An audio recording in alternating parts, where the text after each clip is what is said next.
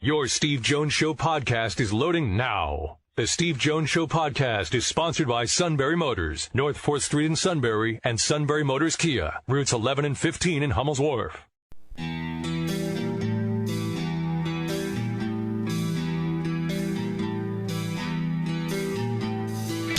Sports talk where your voice counts. This is the Steve Jones Show on News Radio 1070 WKOK. Now from the Sunbury Motors Studio, here's Steve Jones.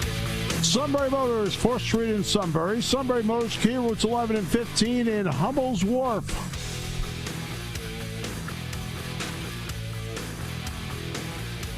All right, let's get to our play-by-play call of the day. It was the pitch that turned everything around last night. Kendrick into the opposite corner. That one well hit. Springer looks up, and it's gone! Howie Kendrick has delivered the Nationals a one-run lead! And this one is gone! It hits the foul pole, and the Nationals lead! Howie Kendrick has done it again! A slicing two-run homer off the right field foul pole! Do you believe it, Howie Kendrick? Part 2. The kick in, here it comes. Swing and a miss! Swing and a miss! Swing and a miss! And a World Series Game 7 winning Curly W is in the books. The celebration is on. The Washington Nationals are the world champions. Remember where you are right now at 11:50 Eastern Time. Remember where you are on October 30th, 2019, when the Washington Nationals finished the fight from the depths of a forgettable 19-31 start. They have climbed to the top of baseball's highest peak, giving us all a finish to a season we will remember for the rest of our lives. Do you remember where you were sitting, or was it not that important to you? Living room on the chair. You remember it the rest of your life?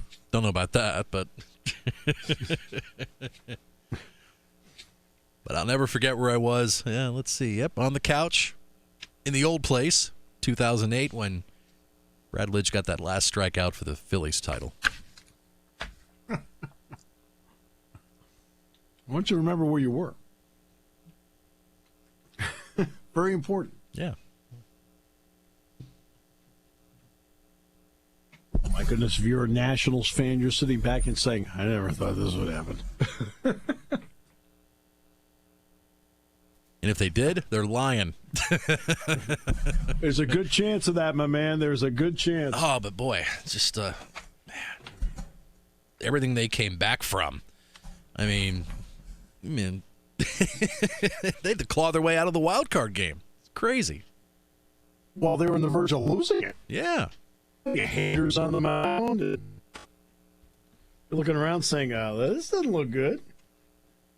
And they got out of that. They got out of everything. I mean, Kendrick hit the grand slam against the Dodgers.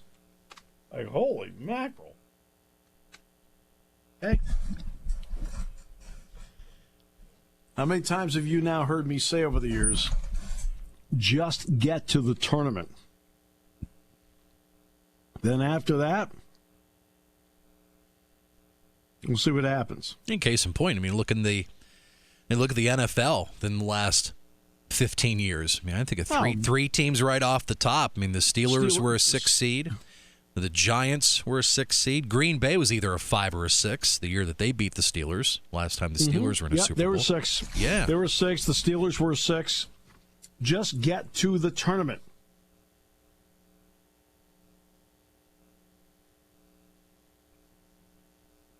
Just get to the tournament. Simple as that. Once you get there, then you can figure out what, quote, damage you can do. Well, they did it. Their bullpen was awful all year. But what do? They take a page out of what you mentioned, Madison Bumgarner. He was really the exception. The Red Sox last year, when they won, all 5 of their starters, Eduardo Rodriguez, Chris Sale, Rick Porcello, Nathan Eovaldi, Okay? But all pitched in relief. All 5 guys pitched in relief. David Price took the ball.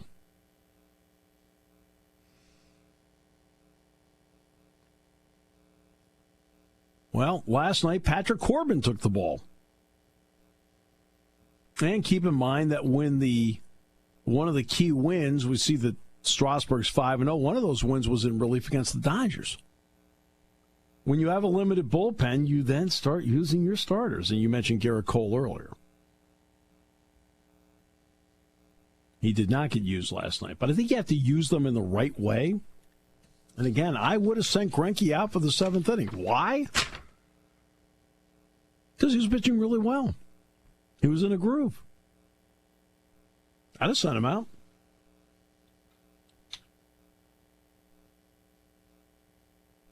I'd have sent him out.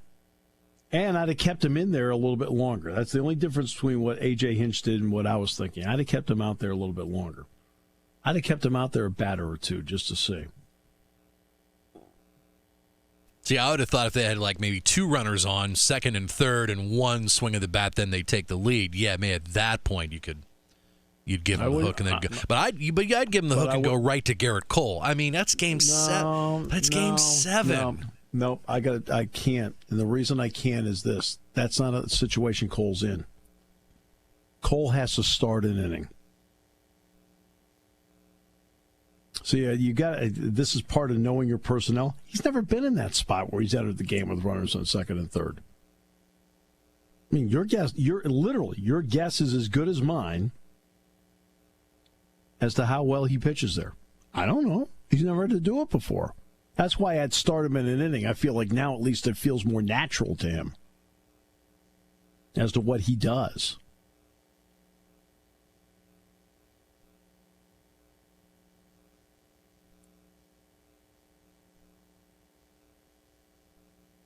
I just don't think it's automatic. Like, I'm going to go to the bullpen and give my starter a chance. Like, when the Red Sox wrapped up the World Series last year, what did Chris Sale do? Chris Sale pitched the 9th inning. He started the 9th inning.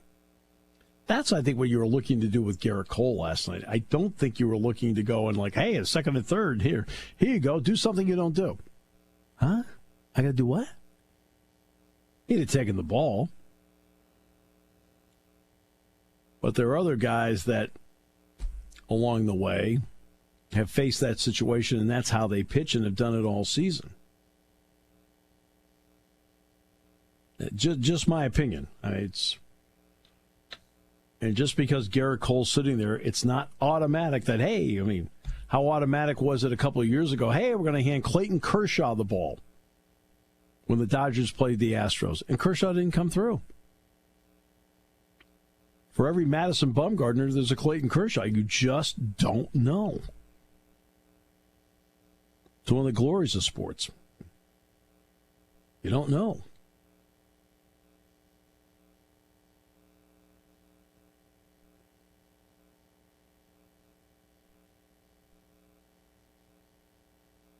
All right, let's get to a couple of comments that were made by Jay Billis. Now, Jay Billis has been pro-athlete, student-athlete, getting value, and has never been crazy about how the NCAA has handled it, okay? So, this is what he has said. I think I characterized it pretty well there. So, what the NCAA has done in the last 40 years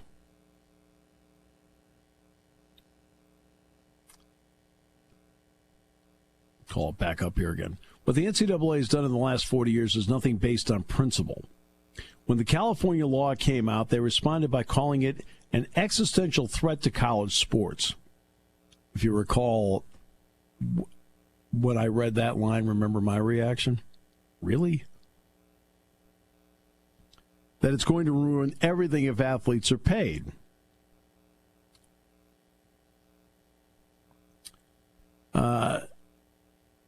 Now they, like they always do, they're reacting. They're reacting to a different state and federal governments forcing action. They're trying to stall and say, look at what we're doing. Their abandonment of any form of principle is frankly embarrassing.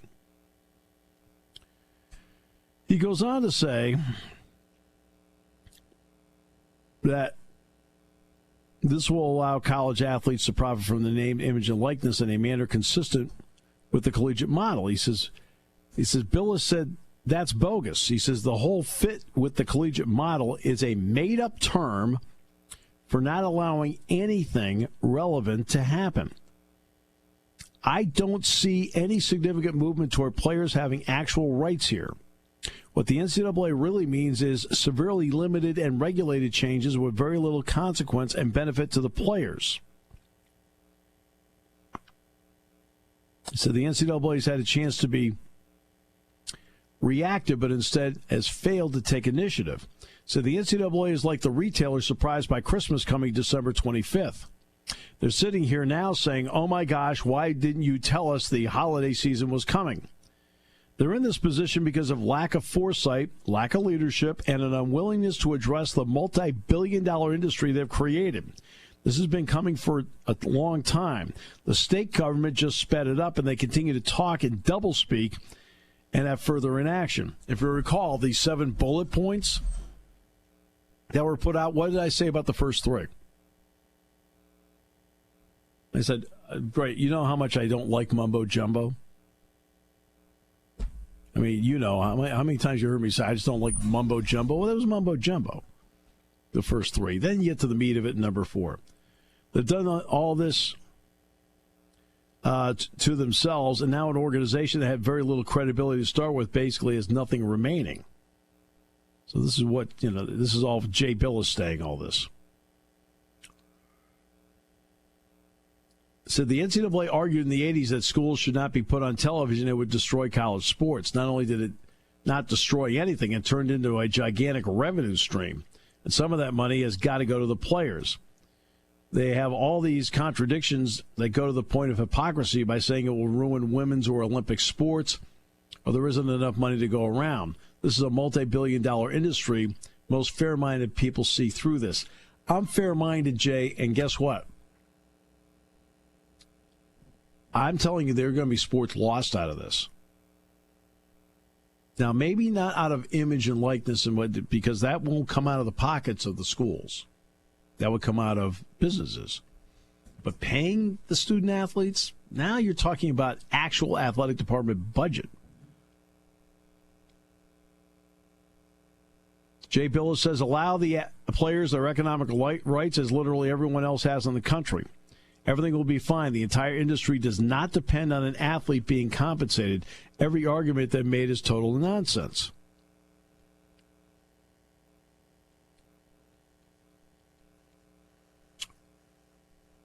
I mean, you could do this in such a way where, hey, you're going to get some compensation, and guess what?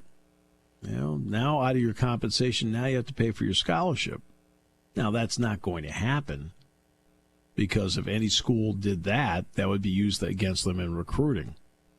And that is part of, that's part of this argument. You can't really take a hard line as a school and be the lone wolf here. You can't do it. If you do, it's going to be used against you in recruiting. I don't have answers to this.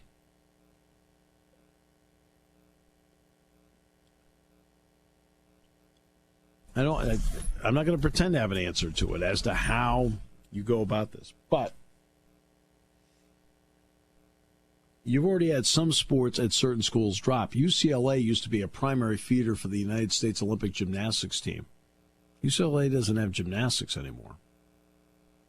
I know that some people have been, something that's very positive for them has been that a positive sign in wrestling is that some NCAA programs have added women's wrestling to their athletic departments. And there are people in the sport of wrestling that have really looked at that as a positive because you're talking about numbers, commitment, and so forth. Yet, let's be frank about it. And I'm not talking about name, image, and likeness. I'm not talking about that. I'm talking about the actual paying the student athlete. We're going to pay them. Look at all the money they're making. Wrestling would be one that would. Penn State would not drop wrestling. No way. But you'd have to be worried that 50 other people would drop it. There's only X amount to go around. There's only X amount in the budget. Now, name, image, and likeness is a way to compensate for student athletes to get compensation beyond scholarship, books, food, room, without the individual schools paying it. Now the question is, how do you regulate it? And I always love when I hear, well, there's no regulation. They should get whatever the market says. Okay. Shawn,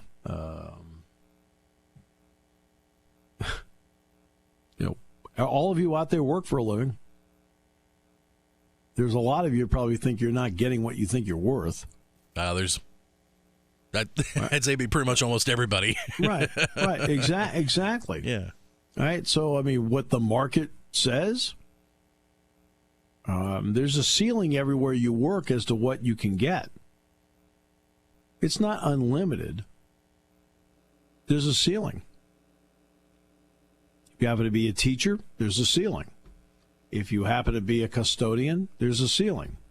If you happen to work over at Geisinger, there's a ceiling. If you happen to work at Wise Markets, there's a ceiling. It's just that's the way it is. Now, can you attempt to change jobs and go someplace else to attempt to make more? Sure. But it's also a competitive world out there, and in a competitive world, you might not be the one that gets the job. The number of student athletes, I think, initially that can benefit from name, image, and likeness, I think they'll come out of the gate and there'll be a bunch that will.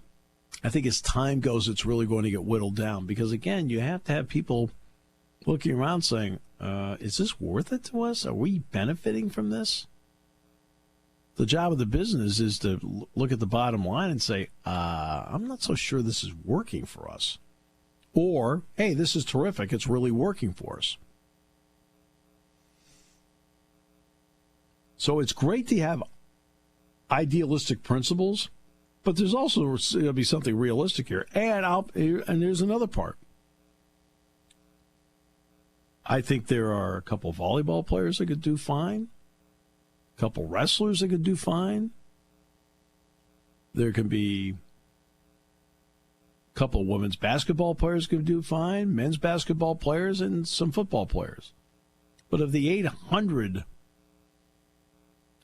student athletes here on scholarship at Penn State, you might get 10 to 15 that really, really do benefit out of this. Beyond the, hey, we'd love to have the offensive line come down here and sign autographs here at the store, and we're going to give you a nominal amount of piece to do it. I mean, there'll be a lot of that, the nominal amounts. Or we want to sell your jersey number. And because you wear it and you've made it popular, you deserve a cut. But we also, it's our jersey, so we deserve a cut. How do you get that? And you are going to get somebody, you will get somebody out there in this scenario that feels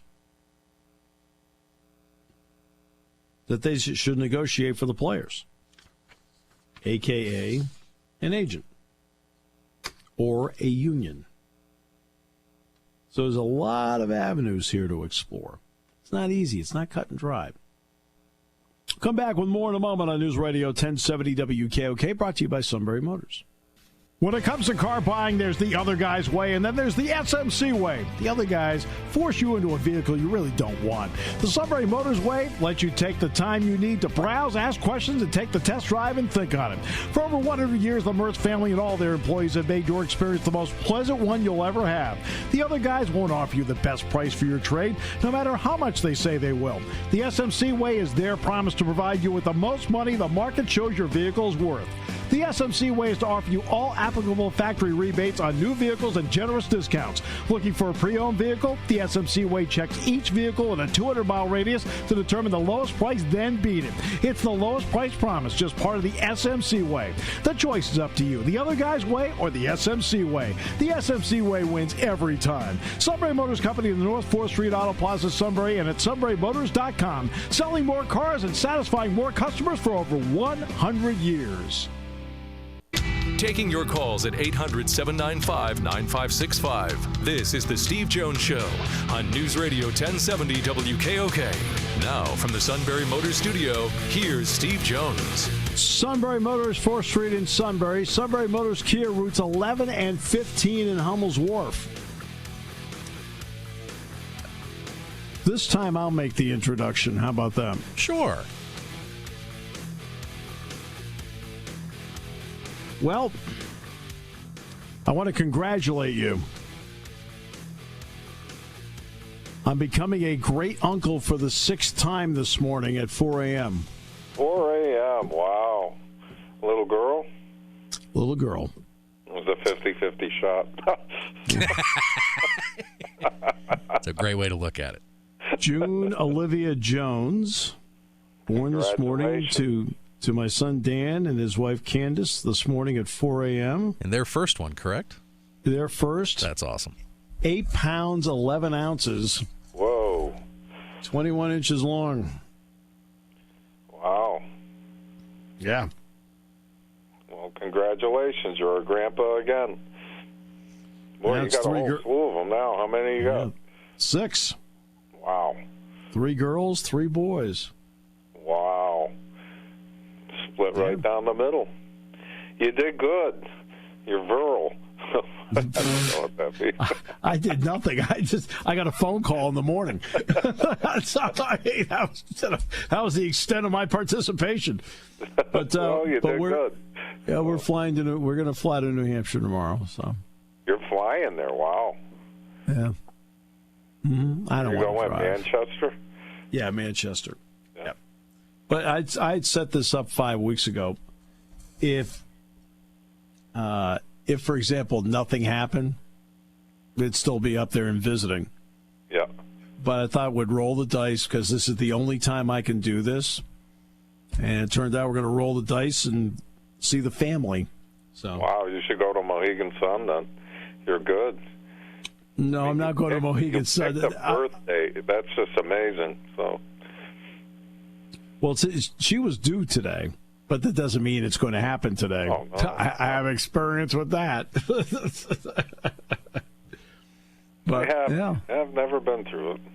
So. Yeah, it's I got a slew of children, grandchildren. Yeah. I mean, probably like 30 of them, but I mean, they don't like me, but it doesn't matter. No, that's not right. They like me, but I mean, we're not real close or nothing. So they never come around, so which hurts my wife's feelings. But what are you going to do? You know, it's the nature of it, I guess. So. Yeah, well, I mean, when we grew up, our grandparents were far away, and I'll tell you what, we saw more than Claire sees hers, and they're the next town over. Yeah. You know, too busy. You know. Well, what we try to do is, and it's not going to quite work out where everybody's together at Christmas, but everybody at some point or another will be here. And then, of course, we try to do the family vacation thing every year. Yeah. So we spend, so we try to do things like that. And my bye weeks this year have been, let's start with Maryland. Maryland was not a bye week, but they played Friday night. Yeah. Well, I helped Chris move down. I helped Chris move into his new apartment with his wife. All right, then the next weekend, I picked up a snowblower from Mike in Pittsburgh, and I brought it up to him in Rochester on that bye week. Now this bye week's going up there. Yeah, his father-in-law. His father-in-law. Yeah, his father-in-law had it. Oh, okay. I was going to say, wow, go to Home Depot and buy one. Oh, wow. That's a haul, isn't it? Yes, it was. Yeah. I mean, my God, that's like a 10-hour ride, isn't it? Well, I did it in stages. I picked it up on Saturday. Yeah. And then drove it up Sunday, dropped it. So I did it in 2 stages. Wow. Oh. You're a good father and a good grandfather and all that. So, good. So, how would you like to be Bryce Harper today? It's got to be a hard pill to swallow. Well, yeah, it probably is, except when he goes to his bank. No, I get all that. It probably eases the pain. You're talking about guys that are multimillionaires anyway, you know. Yeah. He didn't just leave. He thought he was going to a winner, you know, and he didn't win anything in Washington. So. Well, you know what's frustrating? The Phillies had, I think, there was so much optimism in spring training for the Phillies. Yep. And they were in it for most of the year. Yeah, but there was a lot of optimism, and I had said on the show, and I'll say it again, I thought they made every right move in the offseason. Yep. Okay? But it also tells you that despite making what I thought was every right move, that tells you how far behind they were. And it's such a tough game, you know? Yeah. I mean, it's like Washington started the year, and they were, 10 games under 500? 12. Something 12. Like that? Yeah, 12 games under. It's just, and then, like 19-31 or some number like that. And that's why, you know, and really, even all the experts and everything didn't really catch on to it, that they were the best team in baseball the last, 2 months? Yeah, they had one more win than the Astros had from May 28th on. Right, and so it was legit. I mean, it wasn't like, where'd they come from, you know? Right. They've been playing good ball for 2/3 of the year. So. I would say, right around August, Sean's about the point where we started really talking about them, because the Phillies had a couple of key series with them, and they couldn't, you know. Yeah, and then toward the end of the year, the Nats took care of the Phillies by the end of the season. At that point, then they won 20 out of their last 24. But remember, they were in deep trouble in the wild card game. Yeah. But as I say all the time, just make the tournament. Once you make the tournament, now anything can happen. You start fresh. Yep. That's baseball. They're the oldest team in the league. Yeah. Yep. The average age of like 30. That's pretty impressive. I'm happy for the Strasburg. Oh, yeah. Because there was so much pressure on him out of college, you know, with Steve. And you felt like, God, there's a lot of pressure on that kid. And now he's a full-grown man now, and he finally made it to the top. So good for him. Yeah. He was unhittable. And again, the nature of the sport, he can opt out of his contract before the weekend's over. You think he will? I don't know. I have no idea. That would be the last thing on my mind. These guys kill me. They got more money than they can even spend. You know, I don't. Well, part of it is I'm never sure who's making the decision. Is it the agent or is it the player? I don't know. The players don't. They're very. I don't know. I really don't know that much about it. I think they sometimes leave too much for their agents to do. I don't know. If I was Mookie Betts, I would have signed. Right. I don't. And a lot of people say it's his agent who pushed him. You know, just sign and go play ball. Leave it alone. You know, Mike Trout it. I'm going to sign the contract. That's it. I'm done. You know. I don't want to talk about it anymore. I mean, I'll say this about Harper. I mean, Harper knows what his paycheck is the next 12 years. Yeah, no, money-wise, that's what they said about the something to be said for that. The Giants.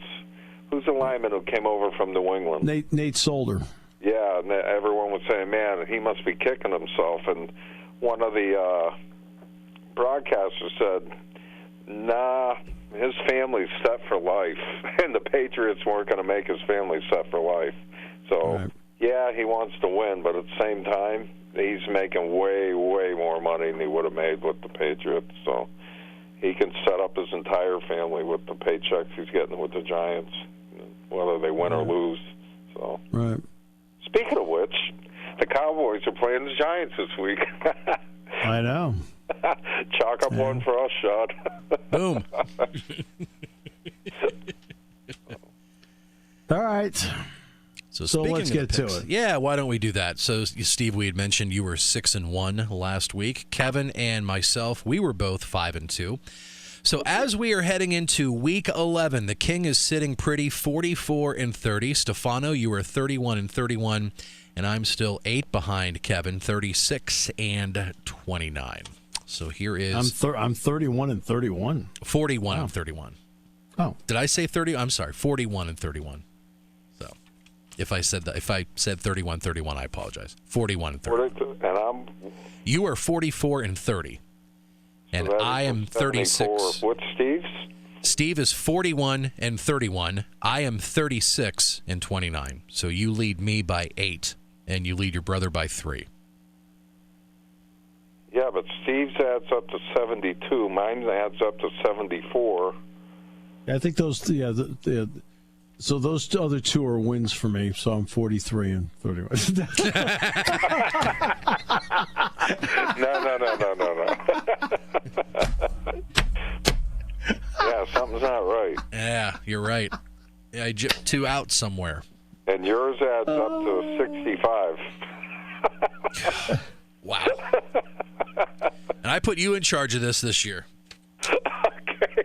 Man. Actually, you keep track of all of it, right? I was keeping track of it up to, and then it went a little bit haywire.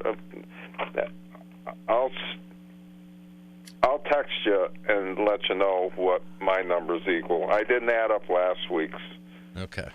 But to the week before, I was pretty close, and I've got them written every week up to that. My only concern is I used a notebook last year. This year I've been writing them on separate pieces of paper, and I've been throwing some of them out.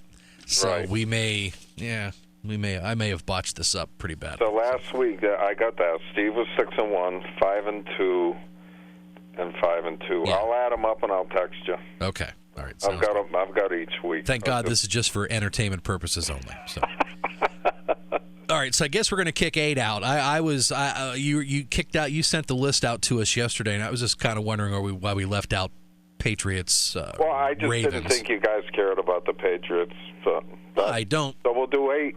I don't on a personal level, but I think it's been one of the best games of the whole weekend. So, and with being a Sunday night prime it's time, very interesting. So we'll sneak that one in. So 4 college and 4 pro. All right. Yep. World's largest outdoor cocktail party in Jacksonville on Saturday. We've got Georgia and Florida. Who's first? Since you're leading, why not you? I hedged back and forth and took Florida. Whoa. I've got Georgia. A lot of people have been picking Florida this week. I still think Georgia is the better all-around team by a little bit. And I think playing a backup quarterback still is not the best route to go for Florida. I mean, they have no choice. I'm going to go with Georgia. It bothered me the way that wasn't it South Carolina who took them out. Yeah. Yeah. Did it with their third-string quarterback. Yeah, that's what changed my mind, and I went to Florida. Yeah. Okay. Yep. So how about this? The AAC is going to be in prime time on ABC on Saturday night with SMU traveling to Memphis. I like SMU a lot. They're a good football team. SMU. I'm going to go with Memphis. Wow. I thought this week everybody would take the same ones. Okay. Steve-O. I'm going to go with Smoo. Smoo it is. It's going to be a good week. Okay. All right, Pac-12. The Oregon Ducks at the Coliseum to take on USC. I got Oregon. Yeah, me too. This is a tough one for me. Yeah, it's a tough one. I'm not totally sold on either team. And because I'm not sold on either team, I'm going to take USC. You got it. It's a good pick. USC's tough this year. Well, They're competitive. When they lose, it's a good game. What's the aspect or two of Oregon's game that has this one so baffling that it may not be a slam dunk? The what? Like, what's an aspect or two of Oregon's game that's kind of keeping this one? Believe it or not, I don't think their receivers are really that great, and I think USC's receivers are terrific. The only thing I've seen with Oregon, they can be inconsistent. They can play a bad quarter, and you wonder where's the explosiveness, and then they explode. But it's not the same typical Oregon team either. So. Okay. Virginia Tech at the Indiana Vatican. Very interesting game.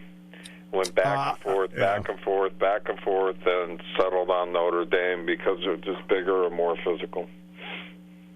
I also have Notre Dame. They just had a really rough week last week, and I just don't see two in a row from them. Yeah, the weather was really bad last week, too. Yeah. Really?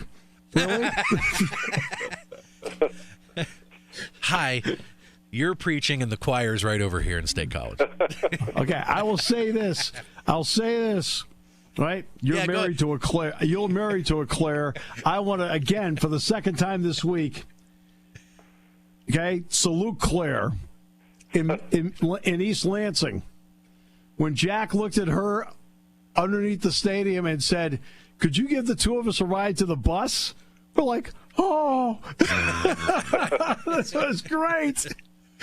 We're the softest broadcast team in America.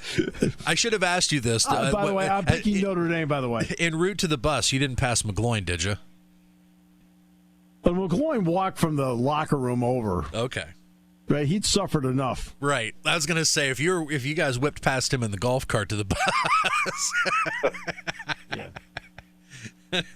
That would have been cruel. That'd have been like, well, he's the rookie.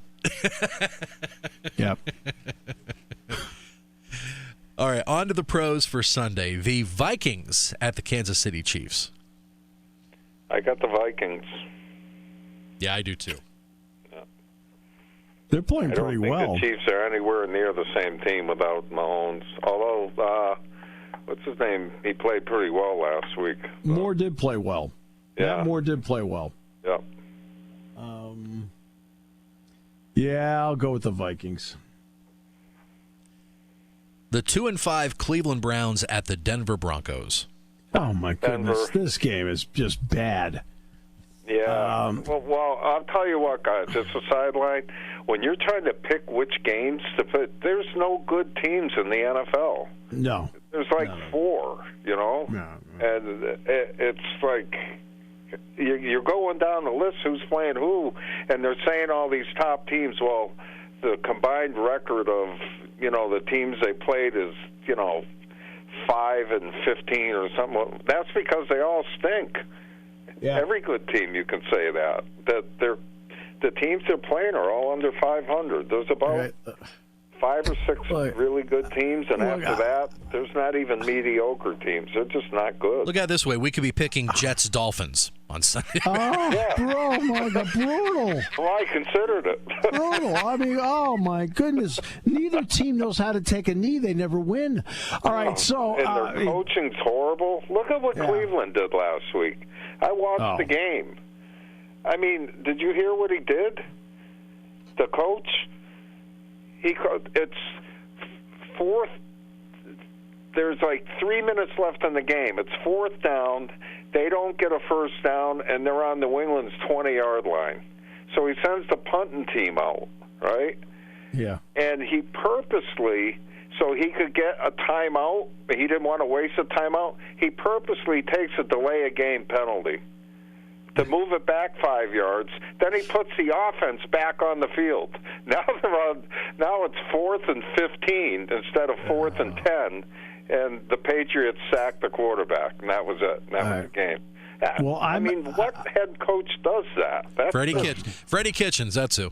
No, my God, Belichick's over there like, holy cow, this is really easy. I think we got this guy. All right, I rode the Browns early, big mistake. So we'll continue the mistake. I'll pick them at Denver. After your lovely diatribe about Freddie Kitchens, I, too, am also taking the Cleveland Browns. Are you really? Yes. Oh, my God. Oh, boy, this is good. Okay. Denver's a mess. Yeah, they're not much better. Oh. I don't like the quarterback for Cleveland at all. No, I don't either. I think he's massively overrated, nowhere near as good as he thinks he is. Himself. And yeah. What do you think? What's his name? MRJ, the receiver there. Oh, Odell Beckham Jr. Yeah. What do you think he's thinking now? He's looking at Daniel Jones over at the Giants and thinking, man, that guy could hit me all day long. You know. Yep. Mm-hmm. And he's having a bad year. This guy can't get him the ball. So. Yeah. Okay. So who are you taking? Oh, me? Yeah. Denver. Okay. I think Cleveland's a joke. I think even if looks like they're gonna win, the coach will screw it up. So, yeah. Browns tell them to take a knee with 5 minutes left or something stupid. Say in Pittsburgh and in Baltimore and in Cincinnati, Brown's gonna Brown. So, all right. You had mentioned the Odell Beckham Jr.'s former team a few moments ago. So let's. I couldn't resist. I know you could not resist this game. No. All right. The Monday Nighter, the Dallas Cowboys at MetLife Stadium to take on, yes, Steve, yes, Kev, your New York Giants. I got Dallas. Steve, who you got? I'll go last. Okay. Man, now I'm kind of torn on this, and I shouldn't be. Yeah, we'll go with the Cowboys. Well, I almost pulled the trigger there. Cowboys. Wow, that would have shocked me. Steve, I already filled it in. Yep. I'm going to pick the team from Arlington. You're taking Dallas? Yes. Are you really? You're going for the win. Wow. Holy moly. Let me double check the equipment here. What? Yeah. You always said you would never take the Dallas over the Giants no matter what. I wouldn't have put the game in. Okay, Dallas. Wow. Okay. And Patriots and Patriots I got Ravens. New England. You got New England? Yep. I think this is going to be actually a terrific game, but Lamar Jackson cannot play against this defense. Yeah. New England's strength is their defense this year. New England. That's one of the that's the best defense I've seen in the NFL since the '85 Bears. Absolutely. I'm taking the Ravens. For real. I've got the Ravens. Off night for the Patriots. You got it. Okay, guys. Have a great weekend. Have a safe trip, Steve. Thanks. Your station for news, weather, business, and CBS Sports Radio. News Radio 1070 WKOK Sunbury and on WKOK.com.